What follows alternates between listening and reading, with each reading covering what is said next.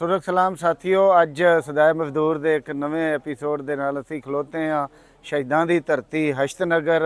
शमाली हश्तनगर। तुहाडे चों बहुत सारे लोग जिहड़े सियासत नाल खासकर तबकाती सियासत नाल ताल्लुक रखते हैं, वो जानते हैं कि हश्तनगर नूं पाकिस्तान का शिकागो भी कहा जाता है। हश्तनगर वो इलाका है कि जिथे 3 जुलाई 1971 नूं किसान जिहड़े ने वो खवानीन के खिलाफ लड़ते हुए उन्होंने अपनी जान का नजराना पेश किया सी। ते हर साल मजदूर किसान पार्टी हश्तनगर जिहड़ी है वो अपने उन्होंने शहीदां नूं खराजे तहसीन पेश करने वास्ते हर साल इत्थे एक जलसे का एहतमाम करती है। तो अज भी वो जलसा जिहड़ा है इत्थे हो रहा है। मजदूर किसान पार्टी के चेयरमैन जनाब सालार फयाज अली की सदारत के अंदर, उन्होंने क्यादत के अंदर मैं भी दसना चाहना वा कि 3 जुलाई 1971 नूं जिहड़ी तहरीक चली किसानां दे खून नाल जिहड़ी एक रोशनी मिली, इत्थों दे सदियां दी जिहड़ी गुलामी सी किसानां दे उत्ते मुसलत कीती हुई खवानीन दे तरफों, खवानीन ने उहदे खिलाफ मुनज़्ज़म मज़ामत की और उस मज़ामत के नतीजे च इत्थों दे बहुत सारे किसानां नूं आज़ादी नसीब हुई।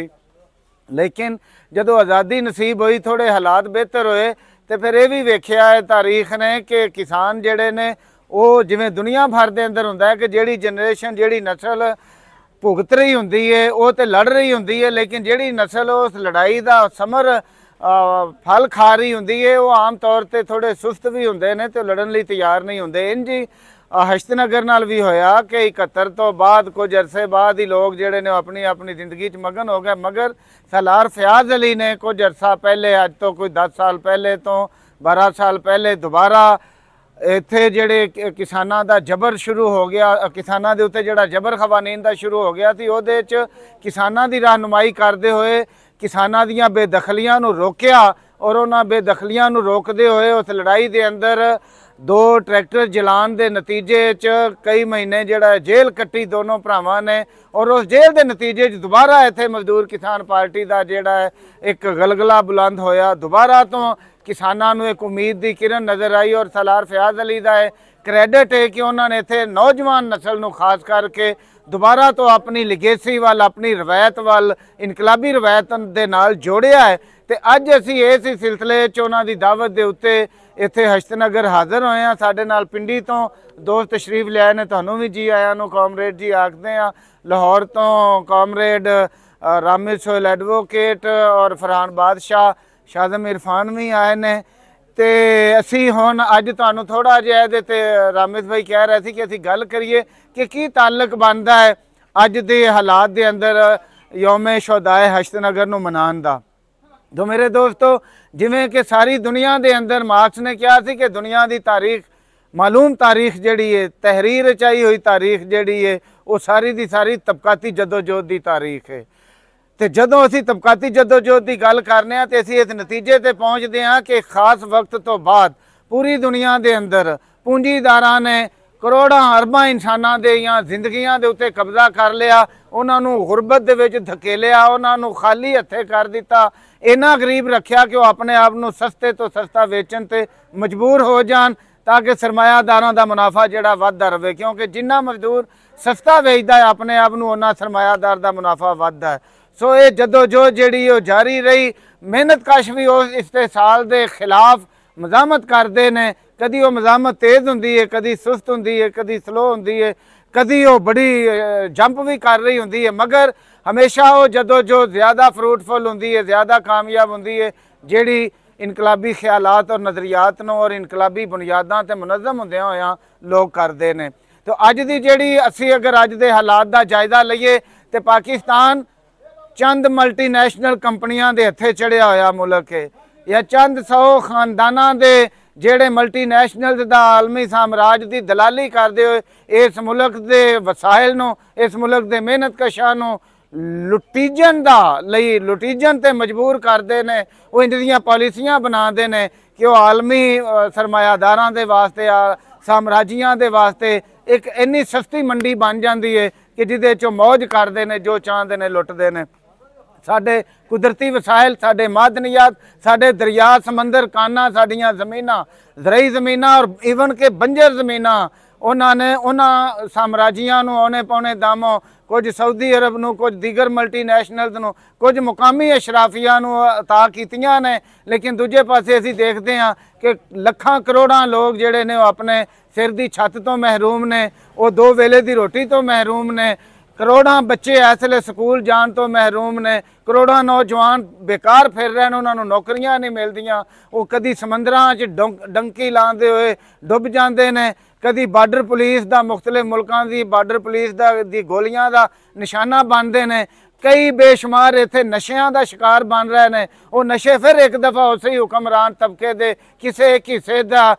फायदा होंदे ने, मुफाद होंदे ने, उन्हां लई कमाई का जरिया होंदे ने, जबकि करोड़ां मेहनत कशां दे बच्चे उन्हां दी जिंदगी तारीक हो जाती है, हनेर हो जाती है उन्हां मापियां लई जिन्हां दे जवान बच्चे नशियां वाल चले जाते हैं। तो ये पूरा सिस्टम जिहड़ा है सरमायादारी निज़ाम इस वेले जिहड़ी हालत च असीं समझते हैं कि बदतरीन अपनी शक्ल च मौजूद है, जिन्हों ये फरसूदा हो चुका है, जिन्हों जिन्नी छेती तब्दील किया जाए उन्नी इंसानियत की बका होएगी, इंसानियत की भलाई होएगी। जिन्ना इनू तब्दील करन च असीं देर करांगे उन्ने इंसानां दीयां जिंदगियां अजीरन हुंदियां जाणगियां। अगर असीं आलमी तौर पर वेखीए इनू तो तुसीं इंज वेख सकते हो कि अमरीकी साम्राज जदों सोवियत यूनीयन कायम सी ते जिथे वो जाके जुल्म करदा सी ते किसी ना किसी शक्ल च सोवियत यूनीयन मजलूमां की मदद नूं पहुँच जाता सी। नंबर 2 कि उस वेले मेहनत कशां की तहरीक आलमी तौर पर इन्नी मजबूत तहरीक सी कि सरमायादार मुल्कां दे अपने जिहड़े दानश्वर सी और उन्हां दी जिहड़ी मुक्तदिरा सी उहदियां लत्तां कंबदियां सी और वो वेलफेयर ट्रस्ट वेलफेयर सोसाइटियां बनाउण ते वेलफेयर स्टेट्स बनाउण ते मजबूर होए। तीसरी दुनिया के मुल्कां नूं भी बहुत सारिया सहूलतां अपने अवाम नूं देनियां पईयां। मिसाल के तौर पर तालीम नूं उन्होंने सरकार की तहवील च लिया कि तालीम सरकार देगी, फ्री देगी। सेहत के शोबे नूं सरकारी तहवील च लिया गया कि सरकार देगी। बेशुमार इदारे फौरी तौर पर उस मेहनत कशां की तहरीक नूं रोकण वास्ते बनाए गए तां क्योंकि सारा जांदा दिसे ते अद्धा दईए लुटा दे फार्मूले ते सरमायादार अमल कर रहे थे। मगर मेरे दोस्तों जिवें 1991 सोवियत यूनीयन का डाउनफॉल होया ते सरमायादार तबके ने दोबारा अपने नोकीले पंजे गढ़ दिते इंसानियत की छाती विच। दोबारा हुण की हो रहा 1990-91 तो बाद तुसीं देख रहे हो पाकिस्तान की मैं गल करां ते हर इदारे नूं प्राइवेट करन दी कोशिश की जा रही है। हर वो इदारा जिहदे च अवाम नूं कुछ ना कुछ सबसिडी दित्ती जाती सी, कोई सहूलत कोई तोहफा दिता जाता सी, वो सारा वापस छीनिया जा रहा है। हज़ारां स्कूल जिहड़े ने वो प्राइवेट कर दिते गए ने, हज़ारां हस्पताल प्राइवेट किए जा रहे हैं, घी कारपोरेशन ऑफ पाकिस्तान नूं प्राइवेट कर दिता गया है। वापडा नूं कई हिस्सियां च उन्होंने एक तरीके नाल और वापडा की तो खास करके गल करिए असीं ते IPP नूं लिया के 1000 अरब रुपए का पिछले साल उन्होंने वो बेनीफिट दिता गया जिहदे बदले च 1 यूनिट भी सरकार ने ना खरीदिया ना अपने लोगों को दिता है। जिहदा दूजा नतीजा फिर यह होया कि इत्थे इंडस्ट्री बंद हुई और उहदे नतीजे बेरोजगारी पैदा हुई। तो खैर गल लंबी हो रही है, मेरे को टाइम थोड़ा है तो मैं अपनी गल कर रहा कि सोवियत यूनीयन जिन्नी देर कायम सी अमरीकी साम्राज नूं यूरोपीयन नूं उवें जरूरत नहीं थी पैंदी कि वो मजलूमां दे उत्ते जुल्म करन करते सी, पर फिर भी उन्होंने रूस वर्गे मुल्कों का खौफ रहिंदा सी। जिहदा सबूत काजी हुसैन अहमद मरहूम जमाते इस्लामी के रहनुमा ने भी मरदियां होया कहा सी कि साडी गलती है कि असी सोवियत यूनीयन नूं डेगन च अमरीका की मदद की। अगर अमरीका कला दुनिया का बादशाह कला चौधरी अज ना हुंदा, सोवियत यूनीयन मौजूद हुंदा ते वो इन्ना वहशी ना हो सकता अमरीका। अज 2-4 दिन पहले मौलाना फजलुर रहमान ने गल की है कि अमरीका के डॉलरां दे उत्ते असी जिहड़े लोगों ने इत्थे अपना उन्हें ना नहीं लिया मगर उन्हें कहा कि इत्थों दे मजहबी लोगों और जहादी लोगों ने अफगानिस्तान के अंदर जिहड़ी कम्युनिस्ट हुकूमत नूं गिराया सी, जिहड़ा रूस और सोवियत यूनीयन के खिलाफ साजिशां कीतियां, लड़ाई की जहाद के नां ते नाम निहाद जहाद के नां ते जिहड़ी उत्थे मदाखलत की, उहदा नतीजा ये वे कि अज सारी दुनिया के उत्ते अमरीका कला बादशाह कला गुंडा सारी दुनिया का घूम रहा है। नाल उन्हें अपनी कच्छ च इसराइल वर्गा एक गुंडा पालिया होया है जिन्हें फलस्तीन नूं तबाह बर्बाद कर दिता है, जिन्हें शाम नूं बर्बाद कर दिता है, जिन्हां ने 10 लाख बंदा इराक तबाह कर दिता, जिन्हां ने अफगानिस्तान की इट नाल इट खड़का दी। वो अफगानिस्तान जिहदे च सोवियत दौर स्कूल बन रहे थे, यूनिवर्सिटियां बन रही थी, हस्पताल बन रहे थे, सड़कां बन रही थी, रेडियो स्टेशन चाहे बलाग तरक्की कर रहे सी, खवातीन तरक्की पा रही थी, सूदी निज़ाम का खात्मा किया गया, जागीरदारी निज़ाम का खात्मा किया गया, और सोवियत यूनियन की हमायत याफ्ता हुकूमत अफगानिस्तान के अंदर खत्म करके अज उन्होंने पत्थर के दौर च दोबारा धकेल दिता गया। दहशतगर्दां पूरी दुनिया से एक गल मैं और जरूरी करना चाह रहा मेरे दोस्तों कि दुनिया के अंदर अमरीका के बारे समझा जाता है कि शायद अमरीका मुलायत का दुश्मन है, पर सच ये वे कि पूरी दुनिया च दहशतगर्दी नूं, रुजत पसंदी नूं अमरीकियों ने सपोर्ट किया है, बढ़ावा दिता है, और अगर रोकया है तो वह खुद मुख्तार जमहूरी हुकूमतों के राह च रोड़े अटकाए ने, वो सैकुलरिज्म के रस्ते च रोड़े अटकाए ने। पाकिस्तान की गल करा तो इत्थे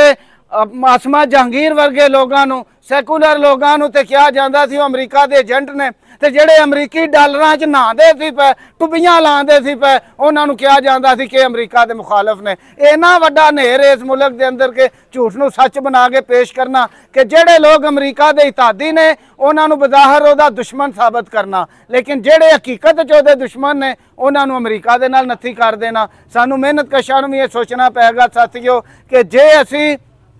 दुनिया के विचों इस्तेसाल और जुल्म का खात्मा चाहते हैं तो दुनिया जी आलमी ताकूत है, आलमी ताकत है जी इस लुटमार के जुल्म के निज़ाम को कायम रखने वाली वो अमरीका है। अज अमरीका के मुकाबले रूस और चीन किसी हद तक खलोते हैं तो सानू ये फर्क बिल्कुल वादे रखना चाहिए कि जदों भी इत्थे अमरीका की मुदाखलत तेज़ होवे, जंग वाले जान तो असी अपने खिते के मुल्कों को सपोर्ट करिए, असी अमरीकी साम्राज्य की निंदा करिए, डंके की चोट पर कहिए कि अमरीका का जो यार है गद्दार है, गद्दार है। बहुत बहुत शुक्रिया।